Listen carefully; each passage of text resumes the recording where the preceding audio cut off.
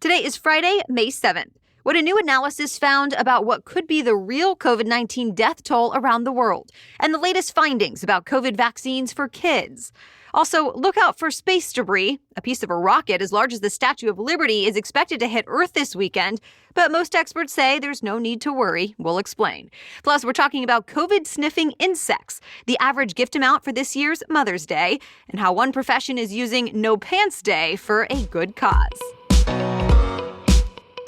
Welcome to The Newsworthy. All the day's news in around 10 minutes. Fast, fair, fun, and on the go. I'm Erica Mandy. Thanks so much for being here. You ready? Let's do this. Well, it looks like COVID-19 may have been twice as deadly as we thought. At least that's according to the highly influential Institute for Health Metrics and Evaluation at the University of Washington. Scientists there looked at death rates from the last 14 months and compared that to what's typical in a non-pandemic year. Then they adjusted the numbers for a handful of other factors related to the pandemic, like people putting off healthcare or an uptick in drug overdoses. And what they found was the worldwide COVID-19 death toll is likely more than double the official count.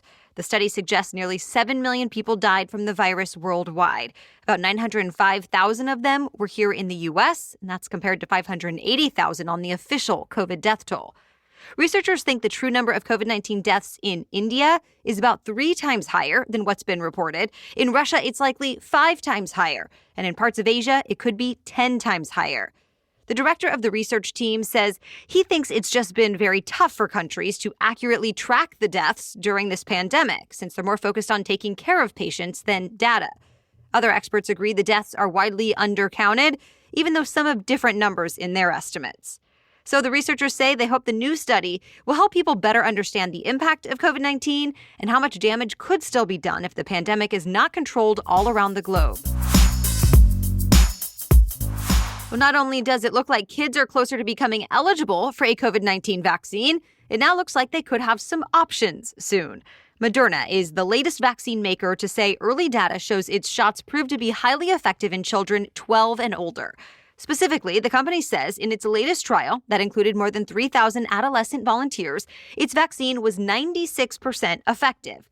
And there were no serious safety concerns that popped up, just mild temporary side effects like headaches and fatigue. Remember, Pfizer has also reported its COVID-19 vaccine was 100% effective in a similar age group. For that one, the FDA is expected to give the green light next week, and Moderna will probably ask to get authorization for everyone 12 and up soon instead of just adults. Both companies are still testing their shots on even younger kids, starting at just 6 months old. And the goal is to start getting the youngest kids vaccinated as soon as this fall. Sadly, we have another school shooting to tell you about. But this time, the one good thing is everyone is expected to survive. It happened in the small town of Rigby, Idaho. Authorities say a 6th grade girl brought a gun to her middle school. She pulled it out of her backpack and opened fire several times in a hallway. She shot 2 students and a custodian before a teacher was able to get the gun away from her. Law enforcement officials took her into custody. And now they're trying to figure out why she did what she did and where she got the gun. So far, prosecutors have not decided what they might charge her with, but they say it could be attempted murder. The kids who were shot are still in the hospital this morning, but they're said to be doing okay. The custodian was treated and allowed to go home already. Today, schools in that district are going to be closed, but counselors will be available for students. A part of a large Chinese rocket is hurtling back to Earth, and it's expected to crash sometime tomorrow. The Pentagon says it's keeping an eye on this, but that at this point, it's almost impossible to know exactly where it's going to hit. It's a pretty big piece of space debris. In fact, it's about as tall as the Statue of Liberty. But at least one group says we probably do not need to worry. The nonprofit Aerospace Corp thinks the debris will likely hit the Pacific Ocean.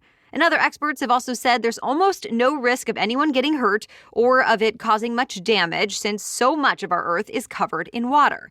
And this is not the first time something like this has happened. In fact, just last year, part of another Chinese rocket landed in the Atlantic Ocean. Another one came down in 2018. It crashed in the South Pacific, and again, no one was hurt. It's not clear exactly why this keeps happening, but the White House says it's now urging all countries to explore space responsibility. Much more news is coming up, but first, this episode is made possible thanks to Noom. With Noom, you pick the health goals that are right for you, and Noom personalizes a weight loss program based in psychology to help your aspirations become reality.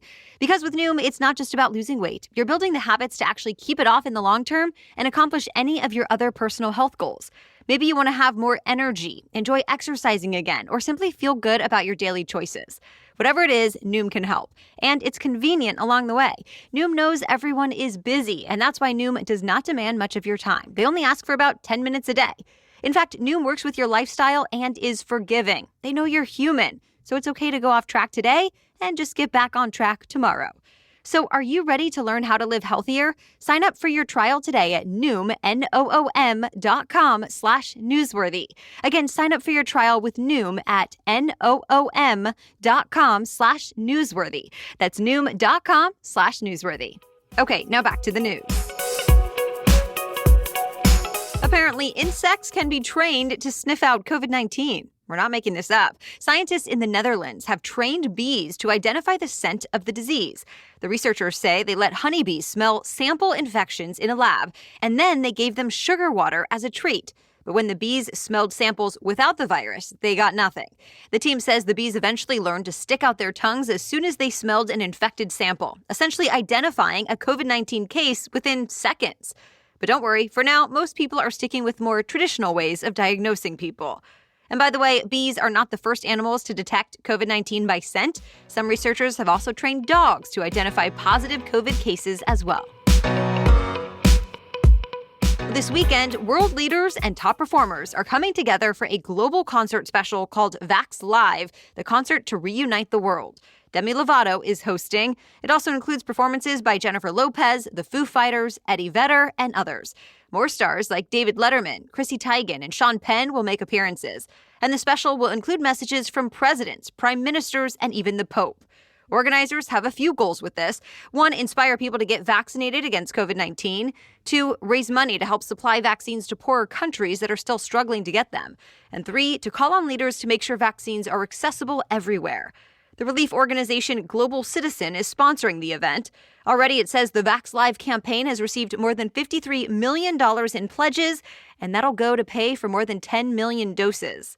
Fully vaccinated healthcare workers were invited to attend this weekend's concert. It was actually pre-taped last Sunday, but it will air tomorrow night on several networks like ABC, CBS, and Fox, and will also be streamed on YouTube.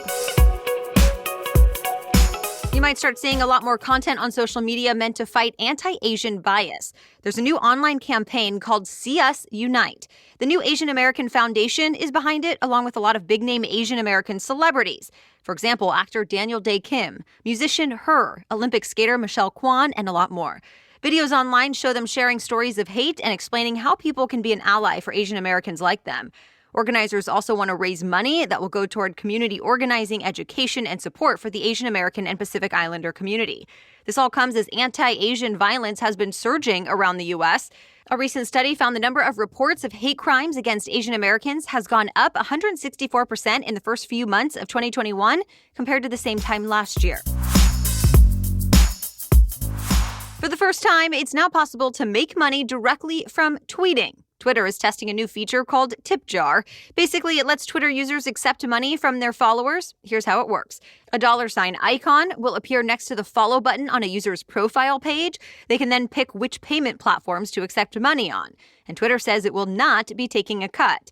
For now, anyone using Twitter in English can send money, but you just can't get the money if you're not already part of an initial test group. But Twitter says more on this is coming soon. Here's a bit of nostalgia for anyone who grew up in the 80s and 90s. Remember Where in the World Does Carmen Sandiego?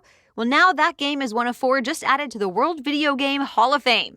The other 3 games added were Microsoft Flight Simulator, StarCraft, and Animal Crossing. The AP says the games were honored for their influence on popular culture and the video game industry. Some of the games that just missed the cut this year included Guitar Hero, Call of Duty, and Farmville. Anyone can nominate a game for the Hall of Fame, but the final decision is voted on by historians and journalists. A recent One Poll survey found more than 70% of Americans developed a video game habit during the pandemic. Well, this Sunday is Mother's Day, and Americans are expected to spend big on mom this year. The National Retail Federation says Mother's Day spending is expected to top $28 billion overall. That's the highest amount in 12 years. Per person, that breaks out to more than $200 on average. Most people are spending that money on flowers, cards, or taking mom somewhere fun. But if you still need to buy a last-minute gift, we have some links to deals in today's episode notes. And we'll be sending a couple ideas out in today's Friday 5 email newsletter. You can sign up to our weekly email at thenewsworthy.com/email. And of course, we wish all the moms listening a happy Mother's Day. And that's it for the main news today, but now it's time for Feel Good Friday, when we bring you one extra feel-good or positive news story before the weekend. But first, this episode is brought to you by Lightstream. If you're interested in paying less interest on your credit card balances, Lightstream offers credit card consolidation loans from 5.95% APR with autopay and excellent credit. So that's lower than the average credit card interest rate. Lightstream believes that people with good credit deserve a better loan experience. In fact, many lenders have application or processing fees, but with Lightstream, there are simply no fees. So if you're interested in learning more about this, you can go to lightstream.com/newsworthy to see a rate table and a quick calculator, even before you're asked to put in any personal information. Plus, just for the Newsworthy listeners, you can apply now to get a special interest rate discount and save even more. The only way to get the discount is to go to lightstream.com/newsworthy, LIGHTSTREAM, lightstream.com/newsworthy. It is subject to credit approval. Rates range from 5.95% APR to 19.99% APR and include 0.50% autopay discount. Lowest rate requires excellent credit. Terms and conditions apply and offers are subject to change without notice. Visit lightstream.com/newsworthy for more information. Okay, now back to Feel Good Friday. If you read a comic strip today, you may notice something a little different. A lot of the characters are not wearing pants, but it's for a good, silly cause. This is happening in honor of No Pants Day. The quirky holiday is believed to have started in the 1980s at the University of Texas as a prank. Ever since, it's been held every year on the first Friday in May. And this year, more than 25 cartoonists from competing publications decided to come together and embrace it. And they're stripping their cartoons down to their underwear to draw attention to the need for clothing donations. As the AP reports, charities have not received as many donations as usual since the pandemic started. So some of the cartoons will have clear messaging. For example, the Dennis the Menace comic strip includes a caption specifically asking readers to donate. Others might just wish readers a happy No Pants Day. And that's your Feel Good Friday. All right, thank you so much for listening today and every day. We'll be back with our special edition Saturday episode tomorrow and another news roundup on Monday. Until then, have a great day.